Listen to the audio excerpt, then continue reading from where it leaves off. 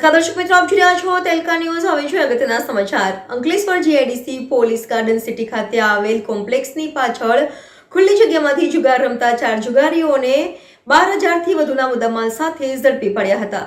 ભરૂચ જિલ્લા પોલીસ વડા મયુર ચાવડા અને ડીવાયએસપી ડોક્ટર કુશલ ઓઝાના દ્વારા અપાયેલા સૂચનાઓના આધારે અંકલેશ્વર જીઆઈડીસી પોલીસ મથકના પીઆઈ આરએચ વાળાના માર્ગદર્શન હેઠળ પીએસઆઈ આરએ જાડેજા સહિત સ્ટાફ પેટ્રોલિંગમાં હતો. તે દરમિયાન ગાર્ડન સિટી ખાતે આવેલ કોમ્પ્લેક્સની પાછળ ખુલ્લી જગ્યામાં જુગારધામ ચાલી રહ્યું છે, જેવી બાતમીના આધારે પોલીસે દરોડા પાડ્યા હતા.